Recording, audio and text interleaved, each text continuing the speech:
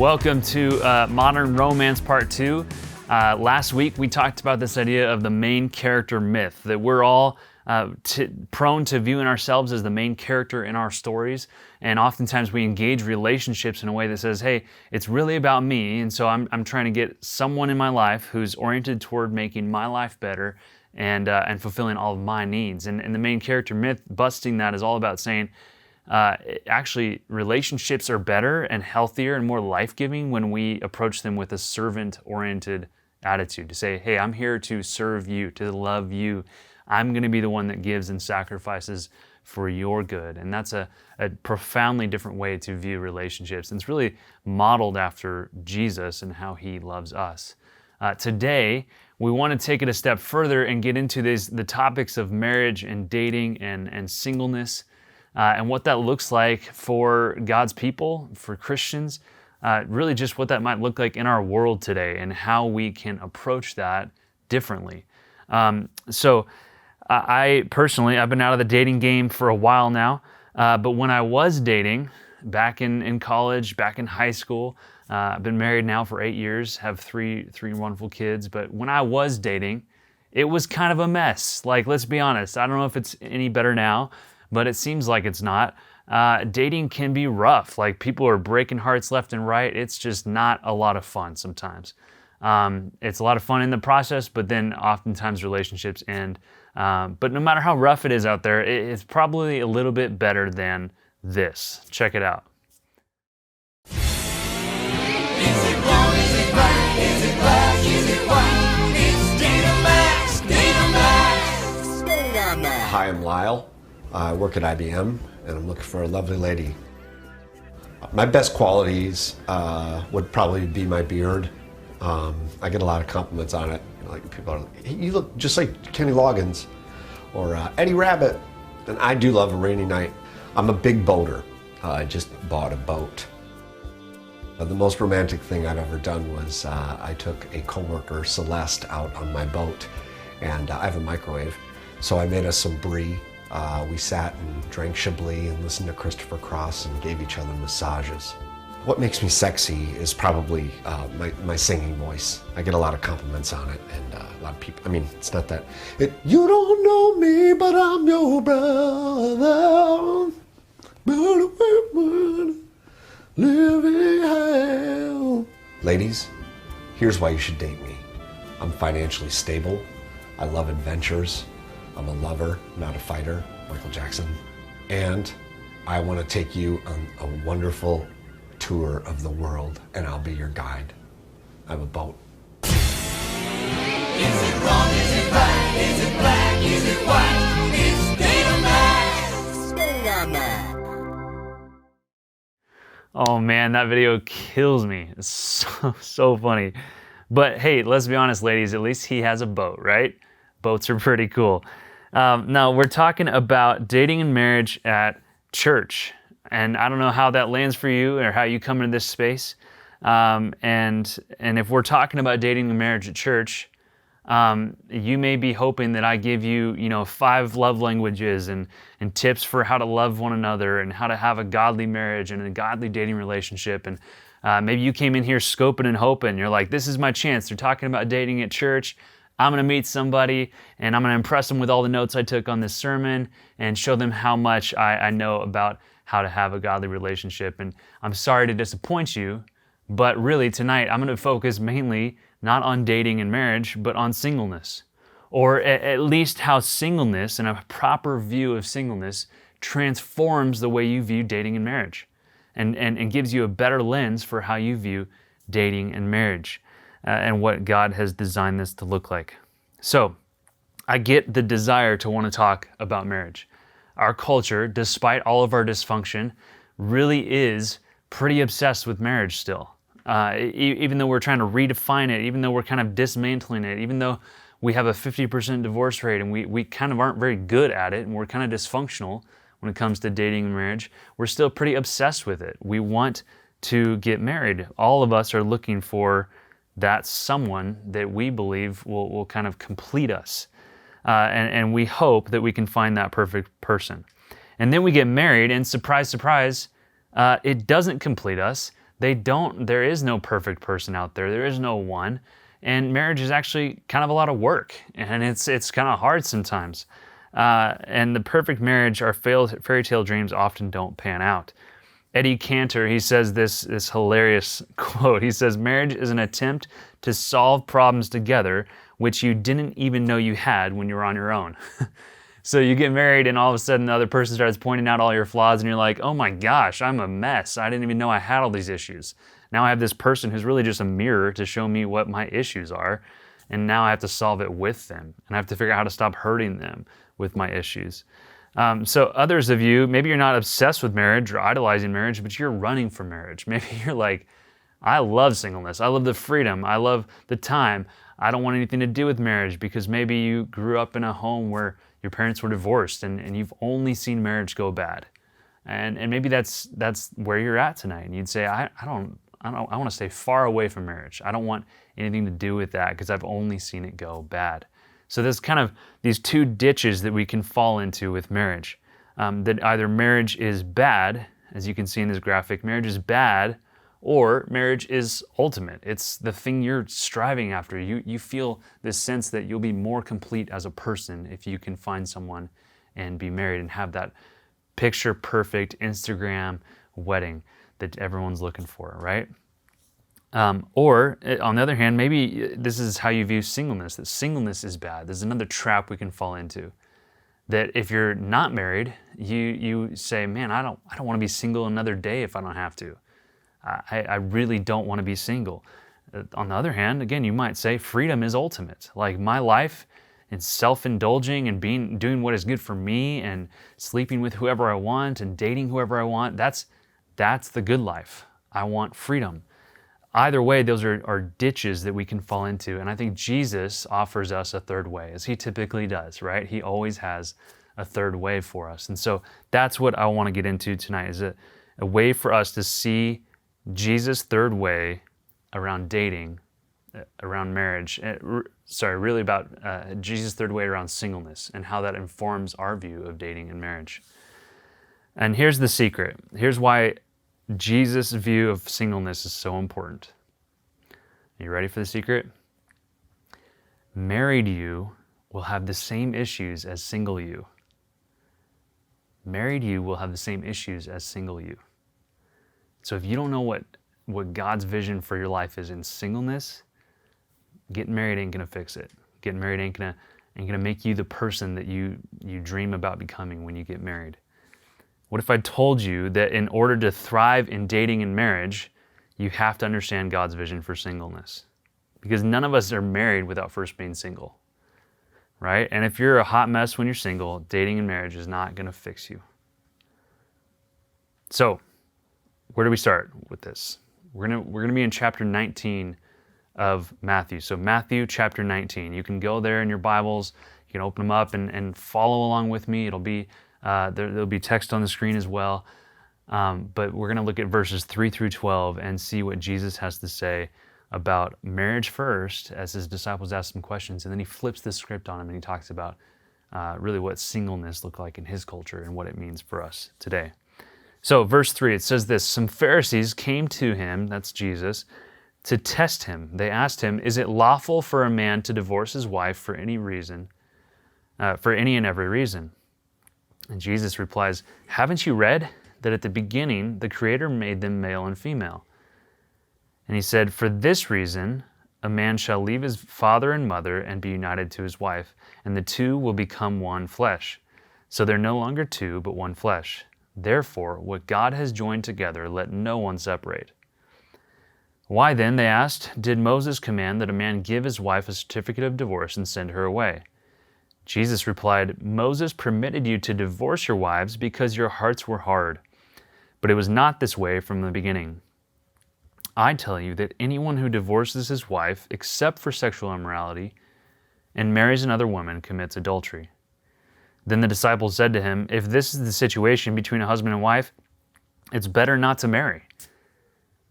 All right, so right here, Jesus is unpacking a way in which the Pharisees and the Jewish leaders of the time, the Jewish people of the time, had twisted God's original design for marriage and really had written in all these traditions that allowed allowed men to divorce their wives for any reason, right? So Jesus, the historical view was that Jesus held from the beginning of time was that marriage is meant to be a union between a man and a woman, because God made us humans, male and female.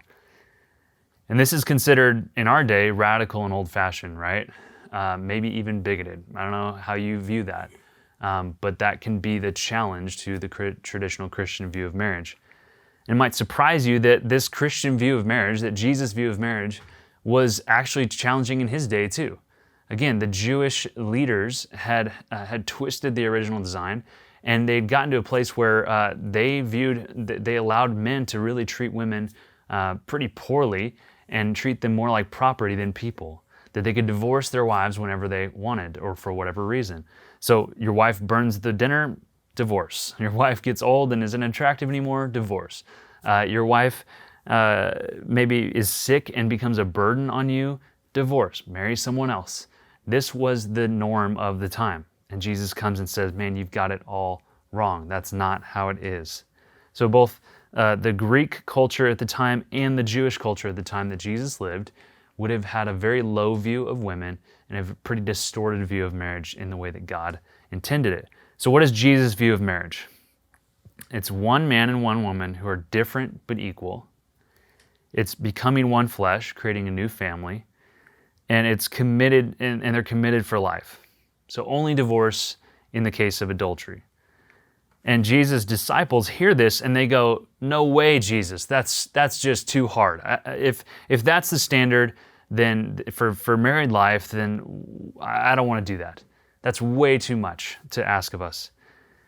And Jesus hears this response to his standard for what married life looks like, and he says, okay, let me tell you another thing that you guys have twisted. Let me tell you something even harder about your culture and how you view relationships. And he says this in verse 11, not everyone can accept this word, but only those to whom it has been given.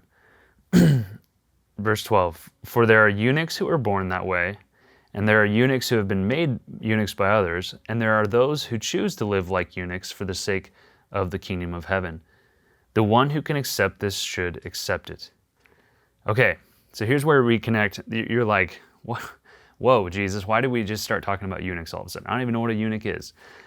This is how we get here. So eunuchs were those in that culture who had been chosen to play a specific role in society.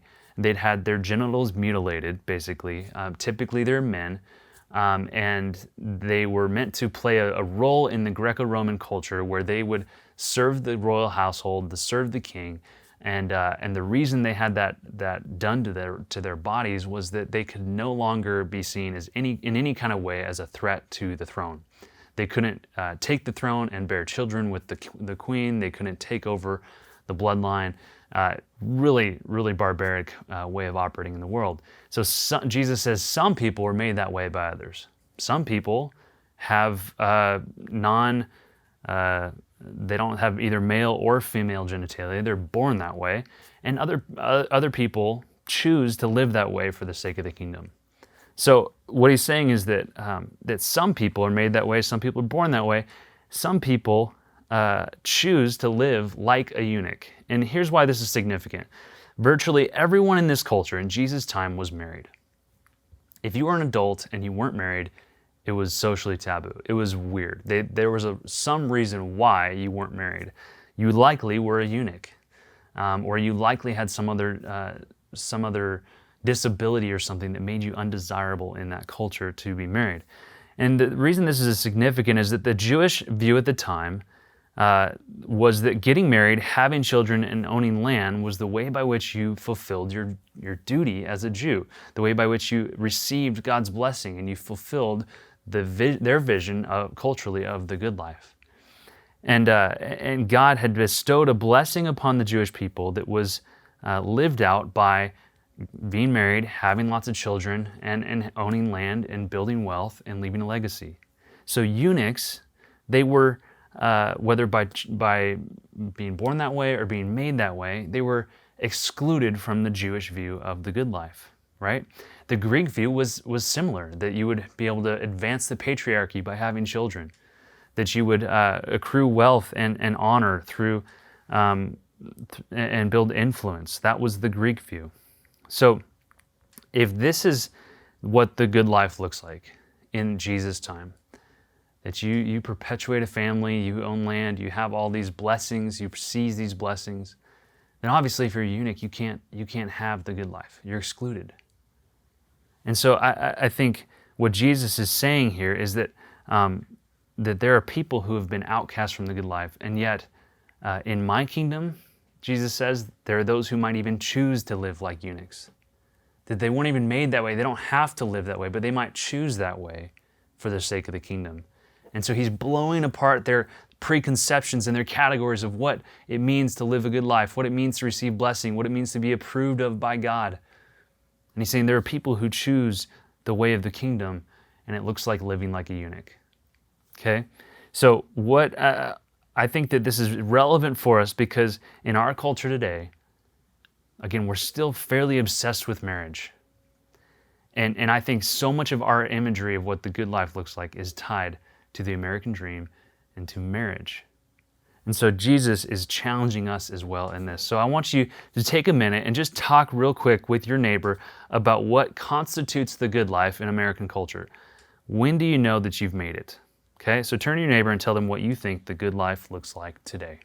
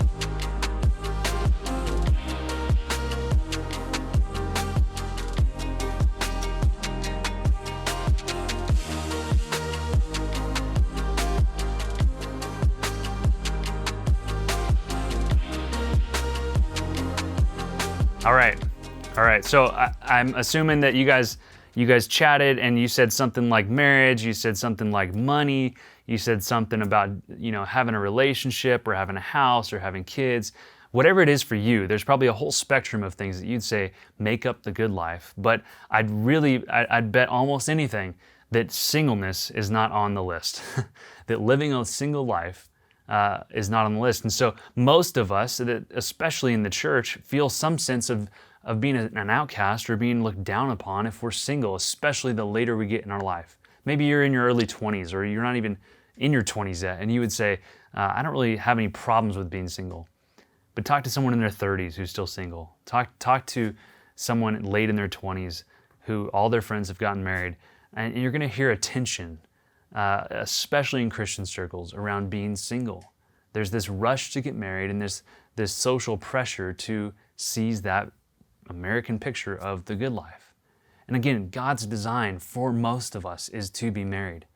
But there's a stigma to be able to run out of singleness as fast as possible. And Jesus says, look, there's a way to view singleness that's so much better than what our culture typically views it as. So again, he says some people are born eunuchs, some people are made eunuchs, some people choose to live like a eunuch for the sake of the kingdom. Some people choose to live a single life for the sake of the kingdom, even to the point of foregoing marriage and kids for life to serve God. I think of people like Mother Teresa and other saints throughout history. I think of missionaries like Henry Martin, who went and translated the Bible from in India into 3 other languages. And now you might have, since the time he died at 27 as a missionary until now, there might be billions of people who've met Jesus because he translated the Bible into their language. So there are people who choose to give their life to live the way of the kingdom and be single. Jesus himself was single, and he was the most complete and perfect human that ever lived. He also never had sex. So what Jesus' life teaches is that neither a romantic relationship nor sex makes you a more complete person, a more whole person. Some of you might need to hear that again. Neither a romantic relationship nor sex makes you a more whole or complete person.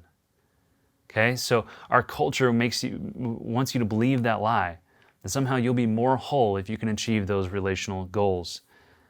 Paul, maybe the most prolific person in Christian history to spread the gospel and bring about church history, was single as a missionary. And I get it, singleness can be hard. Again, it's not looked upon very, very well, especially in the church. And being single in your 20s can be hard when all of your peers are out there who maybe don't follow Jesus, are out there indulging in their singleness. They're having sex with whoever they want, and you're at church trying to figure out how to love God and honor God and have healthy relationships, and you're having to deny yourself a lot, right? Being single can be really hard. But God is honored by that vision of singleness. And not only that, but Jesus again is calling us to an even bigger picture, an even better picture of singleness as an opportunity to serve God and see the kingdom move forward. John Tyson, he's a pastor in New York City, he points out that single adults have more freedom and time than anybody else on planet Earth. You have more, he says, in a kind of a funny way, you have more freedom than a child, right? My children don't have as much freedom as I do, right? I tell them no a lot, right? They can't have all the sugar they want. They can't watch all the Netflix they want. They would literally watch Netflix and eat snacks all day long if I let them. So they don't have as much freedom as you do as a single adult. But they have a lot of time. They have a lot of free time. Married people like myself don't have a lot of free time. You get married, you have kids, it's like a black hole of time and energy, and you can't get it back, and it just sucks out all the energy and time you have, and you're left with a little bit of scraps that you have to somehow work together for hobbies and things like that, and working out. There's not a lot of time. So you have, as a single adult, more freedom and more time than anyone else. And so what are you doing with that time and freedom? I think that's the challenge Jesus has for us. He says, look, if you're single, some people in his culture, it was a very intentional choice to be single. If you were single, it was probably because something bad in your life. But Jesus is saying, look, I've made this choice. Others are going to make this choice. My followers really consider what they can do with their singleness. They consider the freedom and time they have to leverage for the kingdom. And some people are going to make the choice to live like a eunuch for the sake of the kingdom. So here's my challenge to you. Don't be obsessed with getting married. I think if you have a vision of marriage that is just overlooking singleness, if you have a vision of dating as a Christian that's just overlooking singleness, so it's as something you can get through as fast as possible, that you can skip over, you're missing out on a huge opportunity for God to work in you and through you. And this is something this is an area of my life that I have regrets in. I mean, from first grade on, I had a girlfriend every year. I was always trying to accelerate through life and get to this stage of life where I could be married. I just wanted to love someone. I wanted to find my identity and worth in them loving me back and me being useful to them and helpful to them. I so regret not taking advantage of a single season in my life, a season of singleness, to be able to leverage everything for the gospel. Don't be so obsessed with marriage, thinking that it'll complete you, that you miss out on the chance to learn how to love Jesus deeply, to become the kind of person and be transformed by him that ultimately you're going to want to be the kind of person your future spouse wants. And that kind of person is going to be transformed, and transformation takes work. It takes time. It takes devotion to Jesus. So here's the deal. Marriage, in Jesus' view, is not the marker of God's blessing on your life. It's part of his design. It's a beautiful thing. Most of us will experience it in our lifetime. But the bigger picture here is that singleness isn't a purgatory to be endured until you can get to marriage. It's an opportunity to leverage your time and freedom to make an impact on the world and pursue Jesus like no other time in your life. Marriage is a good and beautiful gift, but it's not the ultimate thing. Jesus has a picture of people in his kingdom where they're not married at all, and they're still completely whole, completely mature, and they get to experience a freedom and a time availability that he gets to use for his purposes in the world. Now, if you desire to be married, not a bad desire, but put it in its proper place.